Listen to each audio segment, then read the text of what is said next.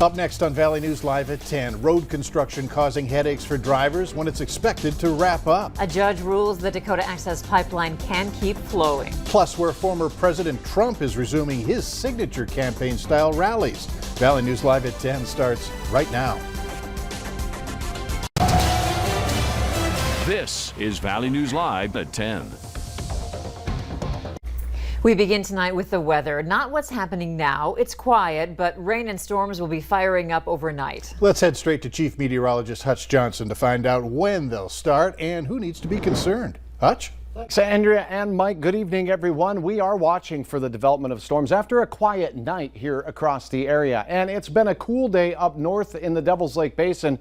40s and 50s there, and we do have a few rumbles of thunder just off to the west. These are moving straight north or northeast and will likely miss our viewing area. We do have a little bit of action in the Benson and Ramsey County area, but no lightning or thunder, just a sprinkle or two. That's all we have in our area, as most has exited off to the east. Look out to the west.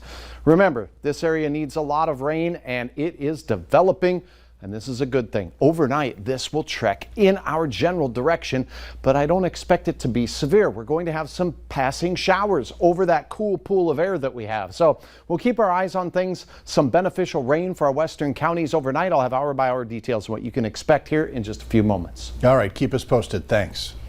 Road construction projects are popping all around the Fargo-Moorhead area, and the North Dakota DOT is asking drivers to be careful. Valley News Team's Aaron Walling tells us which project is causing drivers the most problems and when it's expected to wrap up.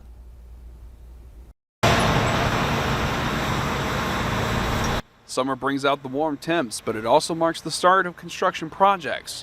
While there are barriers put up to keep the workers safe, DOT is still asking drivers to be cautious through these zones. When you speed through the work zone, it's a twofold problem. There's a problem to drivers and a problem for workers. North Dakota Highway Patrol says that it is a regular occurrence for them to pull people over for speeding in construction zones. When you speed through the work zone, you're having to merge or mix with traffic coming off the ramp that's sometimes at a standstill. So that's where we get our accidents. The project that is causing some of the largest traffic jams is on I-94. Currently, crews are doing maintenance on the busy interstate, causing the road to become a two-laner on certain stretches. So it's important that motorists follow the signage for their own safety and everybody else's and make it more efficient. Joe says that the plan is to have all these projects done by August 1st.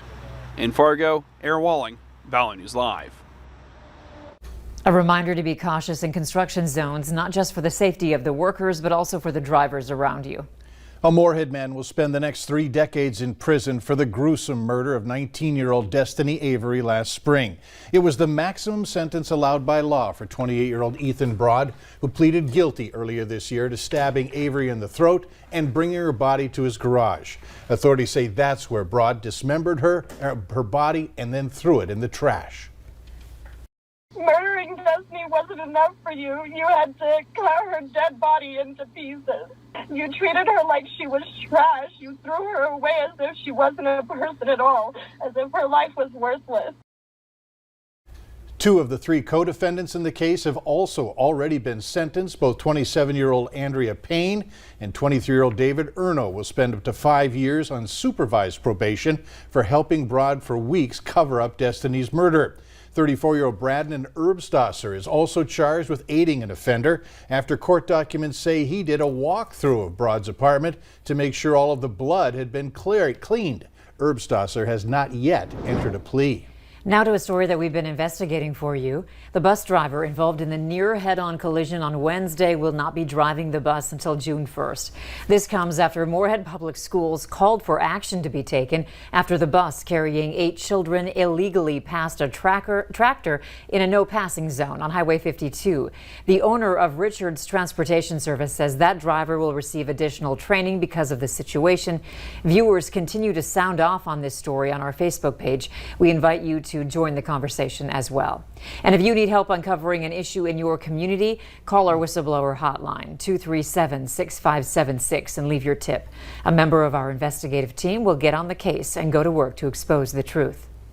Repair and restoration work continues on the iconic Paul Bunyan and Babe the Blue Ox statues, which sit in the center of downtown Bemidji. The push to repair the statues came after Paul's arm was broken earlier this month. The gigantic lumberjack and his sidekick are among the biggest attractions in Minnesota and certainly in the town of Bemidji. Paul and Babe are one of the most photographed roadside attractions in the state of Minnesota. So everyone comes down here, they like to touch Babe, they like to touch Paul, they like to hang on to Paul's hand.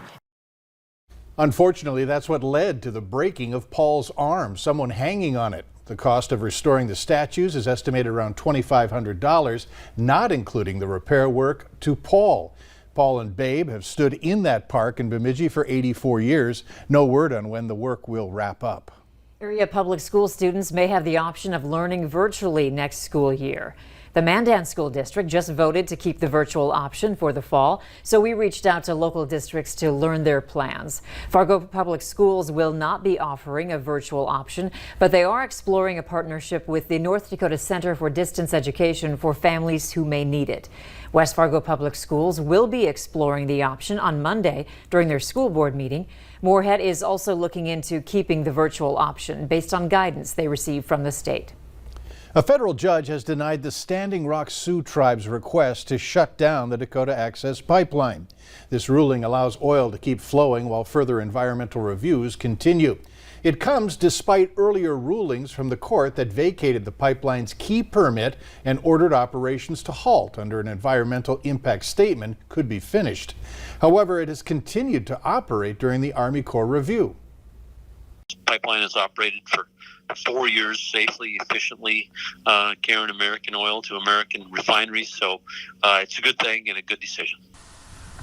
That pipeline carries an average of 570,000 barrels of North Dakota oil to market every day. North Dakota's unemployment rate has improved since this time last year. It was at 4.1% when April of 2020 saw an 8.9% rate. The drop means more than 19,800 North Dakotans got back to work.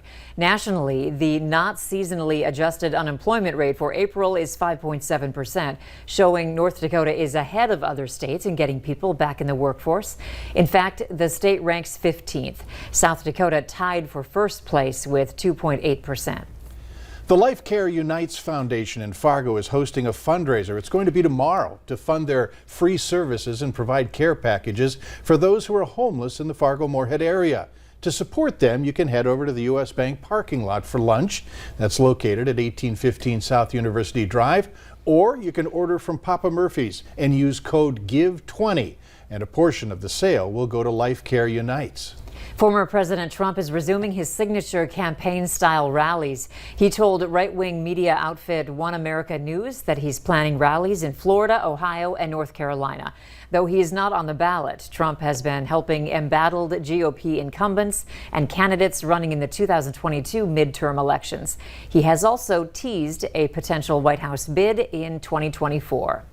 Another ballot audit is set to go ahead in Georgia's largest county after a judge ruled that absentee ballots could be examined for possible fraud. The decision in Fulton County comes after several plaintiffs filed a lawsuit to examine them. The Fulton County chairman is dismissing concerns about counterfeit ballots as little more than a conservative pipe dream.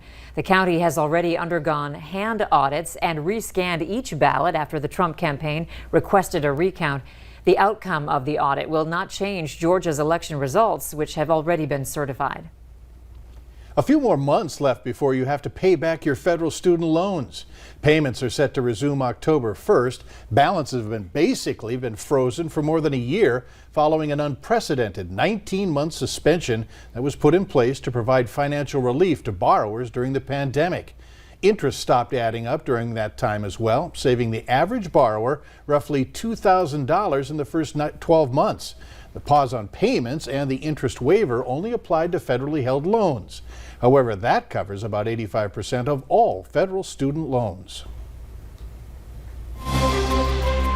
So they threw me literally in the back of the police car, and they're laughing and talking and looking at me through the cage, and driving at a high rate of speed. I was bouncing around the back of the police car. Still ahead tonight, a crazy story out of Bemidji. How a paramedic's international trip to treat COVID patients landed him behind bars. But next, today's temperatures cool up north, 40s and 50s there, near 90 to the south, more unsettled weather. and some assistance for the drought out west. I'll have details in your forecast next.